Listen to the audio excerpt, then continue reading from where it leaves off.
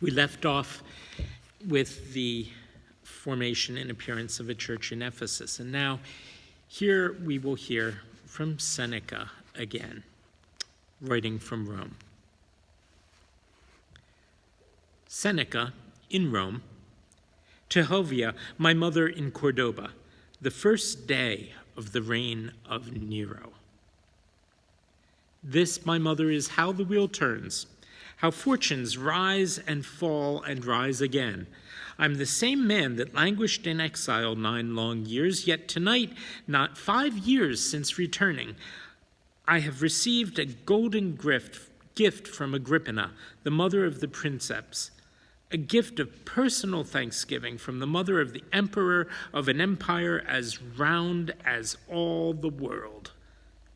Shall I love fortune better now than I did on Corsica, that pitiless rock? It is done. Nero is, as his mother had intended, imperator. The Senate has embraced him. The city receives him like springtime after endless winter, and I am saddled with the twin tasks, onerous and onerous. First, to advise him. Second, to write the words he utters before the world. I am no mean man in the empire now, and I also Fortunae Filius, her fair-haired child, Fortune's favorite. And should I therefore offer sacrifices to her whirling wheel? Lo, how I am the tongue in the mouth of power. Today, in the red cloak and gilded armor, Nero was carried to the troops outside the city, where he greeted them grandly with my words. Next, he was carried to the Senate, where in the plainer toga he declaimed, yes, my words, noble and good. Would they were also his thoughts. If my duty obliges me to make decisions, rest assured that I shall think only of the welfare and the happiness of Rome. I recognize, the child spoke as I had written, I recognize my inexperience, my youth, my ignorance, but surrounded by the wisest of counselors, I will set myself the noblest of examples, and so forth and so on. When he was done, the Senate thundered approval. And why not? I put good pledges in his mouth. I pledge an absolute separation between the state and my person. A citizen among citizens. As the first among them, I must also be the most loyal, the most respectful to law and to country. So tonight the city is buzzing. Behold what I have accomplished with my less evident power, conceiving the words another utters. Nero's speech is deemed wiser than any since the days of Augustus. The praise means much to Nero, who is sitting up with friends, repeating over and over bits of that speech. I myself, less glad for praises, have retired here to my own apartments. But at twilight, Agrippina found me and expressed her more personal thanks in the form of a gift, a golden page scraper, by which I might remove old words from parchment in order to inscribe my new ones there. What of the soul, milady?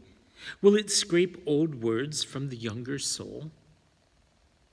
She kissed me where my head is bald. She smiled. The woman is beautiful. She polishes her beauty as a centurion does his shield, or the headsman his sword. So I have scraped a page, and trimmed a wick, and taken my pens in hand. What new words shall I write on this old sheet, mother? Well, let me see. Why don't I describe to you how beautiful and how cunning is the face of fortune, and then you'll know why she will have no sacrifice from me. Mere days ago, Agrippina murdered Claudius. There's the long and the short of it. She killed the king in order to make her son the king.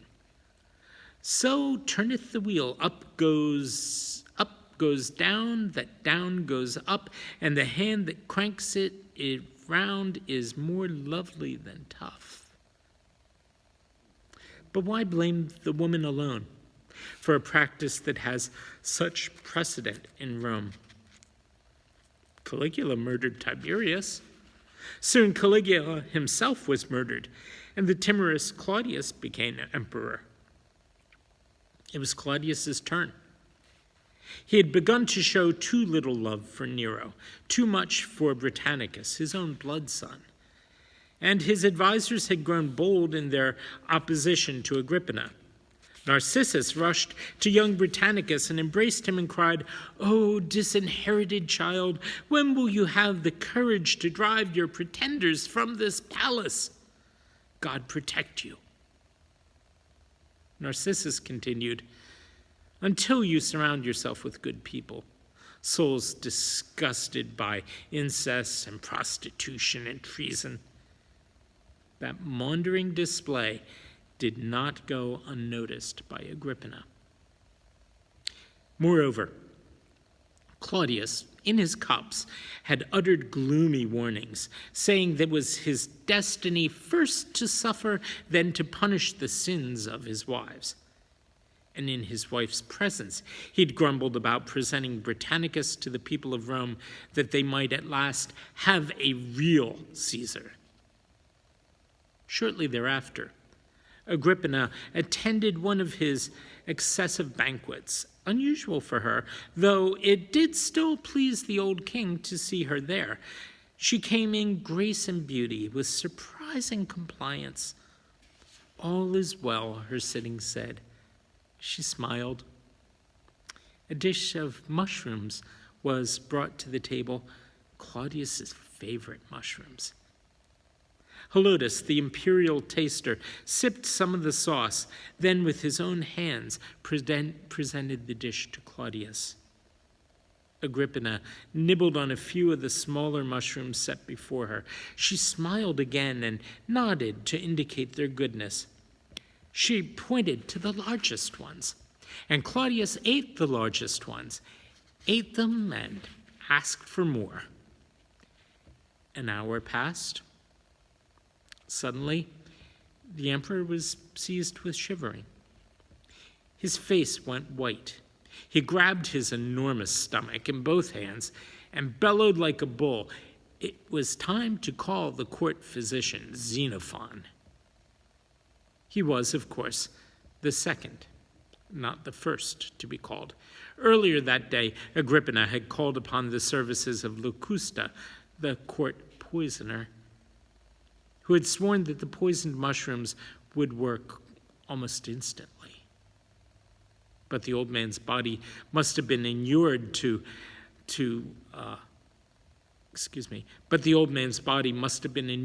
foreign intrusions.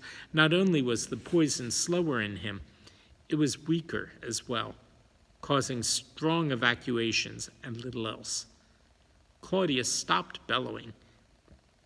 Agrippina rushed out, intercepted Xenophon in the hallway. They entered the banquet hall together. Xenophon examined the great corpus of the king and said, "Sir, it's a minor indigestion. Let me tickle your throat with a feather. You'll vomit and improve immediately." Claudius agreed. The feather triggered huge heavings of food, and for a while Claudius thought he might return to eating. But the cramps came back with violence, cutting the king in two. It took 4 slaves to bear him bodily from the banquet tables to his own rooms, and Rome never saw Claudius alive again.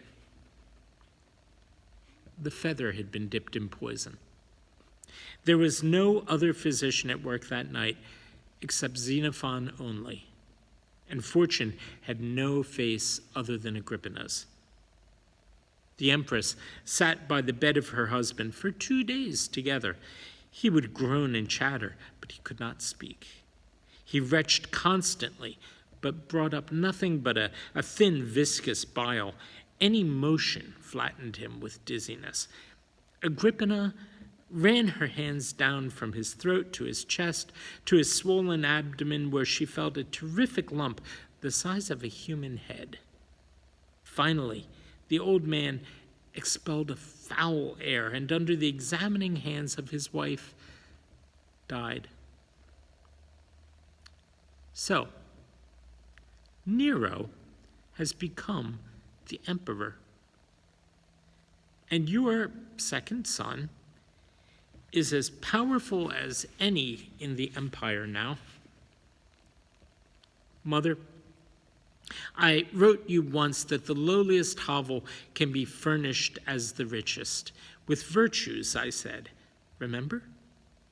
Justice and temperance make room for grand companies of friends. I wrote, I have not forgotten my old words.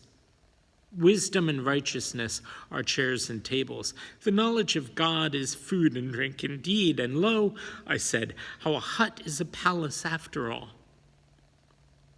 But the wheel turns.